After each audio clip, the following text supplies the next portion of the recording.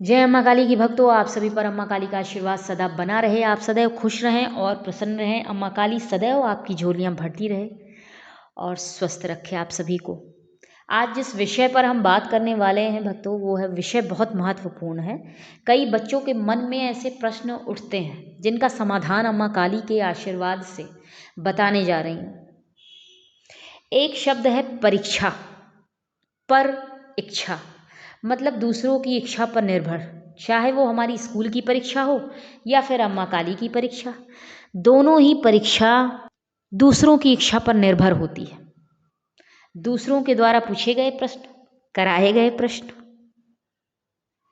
एक में स्कूल की शिक्षिका मतलब हमारी स्कूल टीचर, तो दूसरी शिक्षिका जगत ब्रह्मांड की जगत माता की परीक्षा। स्कूल वाली तो पास भी कर दें एक बार, पर जगत माता जब तक सोने की तरह तप कर खरा ना कर दें अपने बालक को, तब तक सिखाती रहेंगी। तो ऐसी होती है हमारी अम्मा काली की परीक्षा। आगे किसी ज्ञानी ने बात कही है, सोचा आपसे भी साझा करूं, अचानक से याद आ गई बात कहते कहते। इच्छा, परीक्षा, समीक्षा और प्रतीक्षा से ही भगवान की प्राप्ति संभव है। बताती हूं कैसे। ईश्वर की प्राप्ति इन 4 रास्तों से हो सकती है। उदाहरण से समझाऊं तो माता सती ने परीक्षा से राम का दर्शन पाया, तो सीता माता ने इच्छा से उन्हें प्राप्त किया। इसी तरह सुपनखा ने समीक्षा करके भगवान राम को पाने की इच्छा की, और सबरी ने कितने वर्षों की प्रतीक्षा करके भगवान राम को पाया और उन्हीं में विलीन हो गई। अब बात करते हैं अम्मा काली की परीक्षा के बारे में, जिसे हर बच्चा पास करके अम्मा काली को पाना चाहता है। भक्तों, अम्मा की परीक्षा में कोई भी संकट अचानक नहीं आते। धीरे धीरे करके वे संकेत देती हैं। जैसे घर में अगर व्यवसाय है पिता का या पति का, तो कुछ नुकसान थोड़ा बहुत हो सकता है, कभी ज़्यादा भी हो सकता है। मतलब कोई कार्य बनते बनते सब कुछ सही हो फिर भी बिगड़ जाए। अगर नौकरी में है तो नौकरी हो सकता है कुछ समय के लिए छूट जाए, विघ्न बाधा आ जाए नौकरी में। सैलरी अटक सकती है, देर से मिल सकती है। ऑफिस में कहासुनी थोड़ी बहुत हो सकती है। रिश्तेदारों से कहासुनी, विवाद हो सकता है।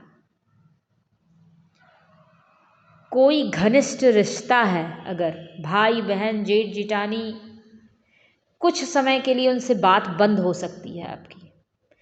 परीक्षा कठिन हो तो कार्य के हर रास्ते रोक देती हैं माँ।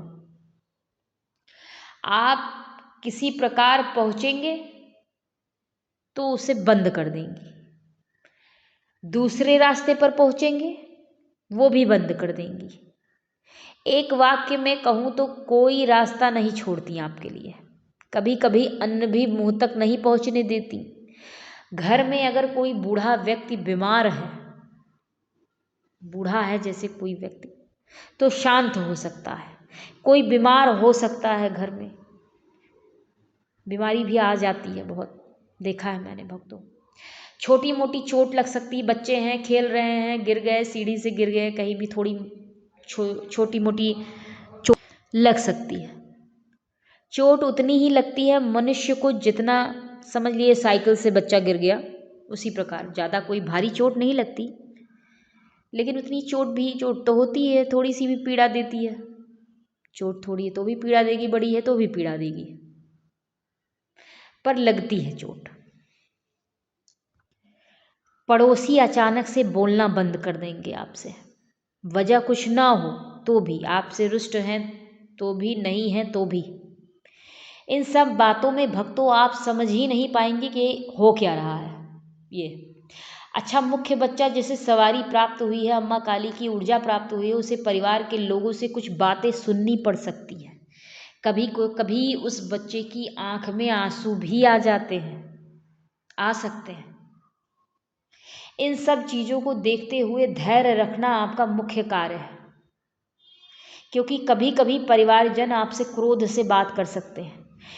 इस बात पर बस यही कहूँगी कि वो बच्चा हमेशा धैर्य रखे, सदैव अम्मा को याद करता रहे, शांत चित्त से सभी की बातों को सुने, क्रोध न करे। जितनी भी पीड़ा हो, दुख हो, किसी की बातों से ठेस पहुंची हो, सब अपनी झोली में भरकर अम्मा की झोली में डाल दीजिए। रोइए उन्हीं से, प्रार्थना करिए उन्हीं से, सब वही ठीक करेंगी। बहुत कम ही बच्चे श्रेष्ठ होते हैं भक्तों, जिन्हें वे अपनी ऊर्जा प्रदान करती हैं, अपनी शरण में लेती हैं। ऐसा नहीं है भक्तों कि उन्हें कष्ट नहीं होता, हमसे ज़्यादा उन्हें कष्ट होता है। माँ है हमारी, पृथ्वी वाली माँ जो हमें अपनी कोख से जन्म देती है, उन्हें कितना कष्ट होता है। अगर हम खाना ना खाएं, हम थोड़े से बीमार हो जाएं, तो वो तो जगत जननी है, ब्रह्मांड की माता है, उन्हें भी कष्ट होता है। हमें कष्ट में देखकर उन्हें दुख होता है। कहावत है, जितनी सख्त होती है माँ, उससे कहीं ज़्यादा वो अपने बच्चों से प्यार भी करती है। बच्चा उतना ही श्रेष्ठ, उच्च कोटि का निकलता है।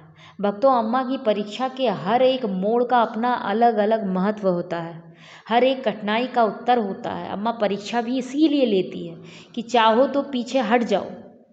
परेशानी इसीलिए देती है कि जिसे नहीं पार करना, नहीं आना इस रास्ते पर, अभी भी समय है, पीछे मुड़ जाओ।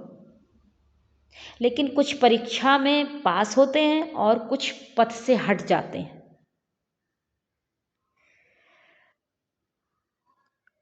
करोड़ों में, लाखों में बहुत कम ही लोग होंगे जिन्हें अम्मा अपनी ऊर्जा प्रदान करती है, अपनी शक्ति प्रदान करती है, अपने पथ पर चलने के लिए आगे बढ़ाती है। बहुत कम श्रेष्ठ बच्चे वो होते हैं।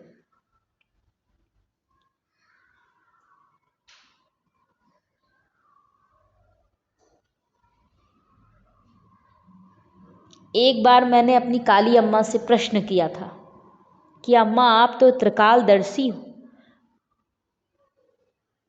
आपको तो सब मालूम है कि आपका बच्चा कैसा है, उसका मन कैसा है, उसका भाव कैसा है, और फिर परीक्षा क्यों अम्मा?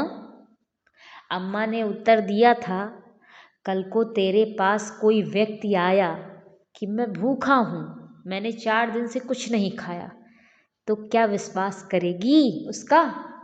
मेरे मुंह से एक शब्द कुछ निकला नहीं। अम्मा ने कहा, तो खुद भूखी रही है तो उसकी मन की पीड़ा को तत्क्षण समझ लेगी। मैं रो रही थी, अचानक मुस्कुराने लगी, मन शांत हो गया, चित्त शांत हो गया।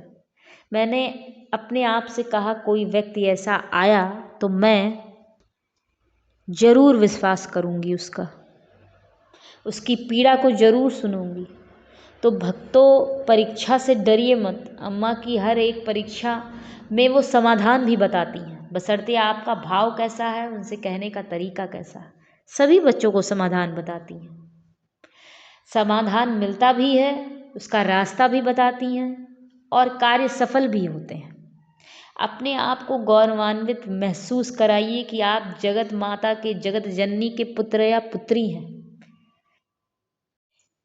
एक महत्वपूर्ण बात बताना भूल गई भक्तों, कि अम्मा की परीक्षा की कोई समय अवधि निर्धारित नहीं है। कभी 2 महीने, कभी 4 महीने, कभी 6 महीने, तो कभी 1 साल। तो कभी जब वो प्रसन्न हो जाएं आपसे, या फिर कह लीजिए कि वो चाहती हैं कि कुछ दिन और कुछ समय मेरा बच्चा मेरे सामने बैठा रहे, तो बैठ जाइए। वो अम्मा है, हमारी जगत माता है, हाथ जोड़िए। तो आज के लिए अपनी बातों को विराम देती हूँ। बताइएगा वीडियो कैसा लगा। अच्छा लगे वीडियो तो लाइक करिएगा, सब्सक्राइब करिएगा। धन्यवाद भक्तों।